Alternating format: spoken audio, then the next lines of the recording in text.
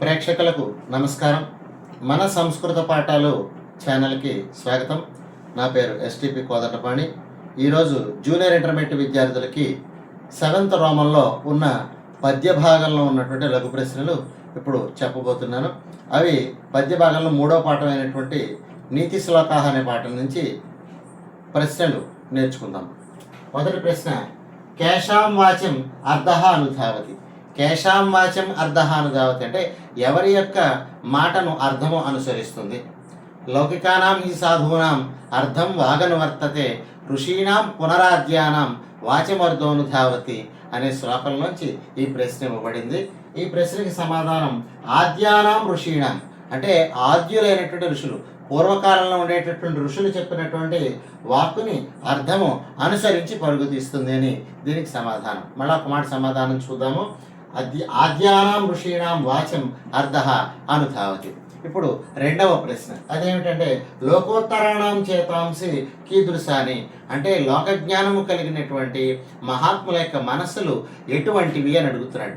ఎటువంటివి అంటే వజ్రాదపి కఠోరాణి మృదూని కుసుమాదపి లోకోత్తరాణం చేతాంసి కోహి విజ్ఞాతుమర్హతి అనే శ్లోకం నుంచి ఇందులో సమాధానం తీసుకోబడింది.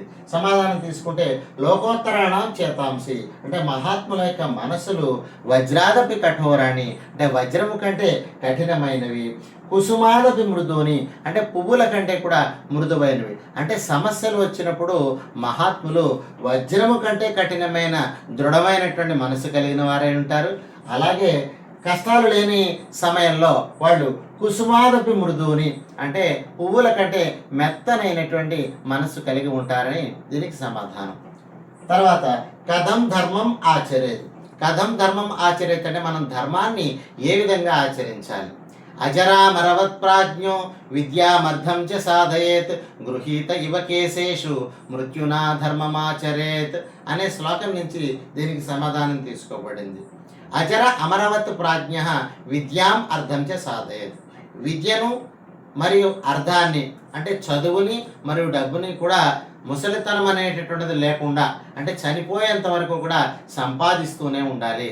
దానికి అర్థం కనుక చూసినట్లయితే మృత్యునా కేశేషు గృహీత ఇవ అంటే మృత్యువు చేత జుట్టు పట్టినట్లుగా ధర్మం ఆచరేత అంటే మృత్యువు అంటే మనకి భయం ఎలా అయితే ఉంటుందో అలాగే ధర్మం అంటే కూడా ఆ విధమైనటువంటి భయము ఉండాలి. అదే విషయాన్ని ఇక్కడ చెప్తున్నాడు. మృత్యునా కేశేషు గృహీత ఇవ మృత్యువు చేత జుట్టు పట్టినట్లుగా ధర్మం ఆచరేత అంటే ధర్మాన్ని ఆచరించాలి. తర్వాత కేన విన దైవం న సిద్ధ్యతి అంటే ఏది లేకుండా దైవము సిద్ధించదు. దీనికి ఒక శ్లోకం ఉంది. యదా ఏకేన చక్రేణ రథస్య గతిర్న భవేత్ అంటే యదా ఏకేన చక్రేణ రథస్య న గతిర్భవేత్ అంటే ఒక చక్రముతో బండి ఏ విధంగా అయితే నడవదో, ఇక్కడ రథం అనే పదానికి బండి అని అర్థం తీసుకోవాలి. ఒక్క చక్రంతో బండి అనేది ముందుకు ఎలా వెళ్ళదో అలాగే పురుషకారేణ విన అంటే పురుష ప్రయత్నం ఉండాలి. దేనికైనా సరే మానవ ప్రయత్నం లేకుండా దైవము మనకి సిద్ధించదు. అదే విషయాన్ని ఇక్కడ సమాధానంగా చెప్పుకున్నట్లయితే పురుషకారేణ విన అంటే మానవ ప్రయత్నం లేకుండా దైవం న సిద్ధ్యతి అంటే దైవము సిద్ధించదు. తర్వాత కీదృశం వస్తు తథైవ తిష్టతి ఎటువంటి వస్తువు శాశ్వతముగా ఉంటుంది. ఇది దీనికి శ్లోకాన్ని కనుక చూసుకున్నట్లయితే శిక్షాక్షయం గచ్చతి కాల పర్యతాత్ నేర్చుకున్నటువంటి విద్య కొంతకాలానికి నశించిపోతుంది. సుబద్ధమూలాహి నిపతంతి పాదపాహ పాదపాలంటే చెట్లు. సుబద్ధమూలాహి ఎంత మొదలు బరువుగా ఉన్నప్పటికీ కూడా అంటే లావుగా ఉన్నప్పటికీ కూడా ఏదో సమయానికి పడిపోక తప్పదవి.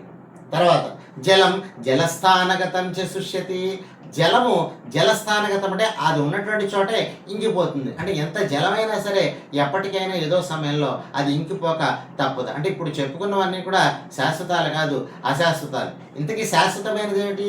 హుతం చ దత్తం చ వస్తు తథైవ తిష్టతి. హుతం చ దత్తం చ తథైవ తిష్టతి. హుతం అంటే అగ్నిదేవుడికి మనం వేసేటటువంటి హవిస్సు ఆహారం, దీన్నే యజ్ఞ ఫలితము అని అంటారు. దత్తం అంటే దాన ఫలితం. మనం మంత్రపూర్వకంగా చేసేటటువంటి దానము అలాగే యజ్ఞ ఫలితము ఈ రెండు కూడా తథైవ తిష్టతి అంటే శాశ్వతముగా ఉంటాయి. హుతం చ దత్తం చ వస్తు తథైవ తిష్టతి అంటే మంత్రపూర్వకంగా చేసినటువంటి హోమ ఫలితము అలాగే ఈ దత్తం అంటే దాన ఫలితము ఈ రెండు కూడా శాశ్వతముగా ఉంటాయి. హుతం చ దత్తం చ వస్తు తథైవ తిష్టతి అని దీనికి సమాధానం చెప్పుకోవాలి.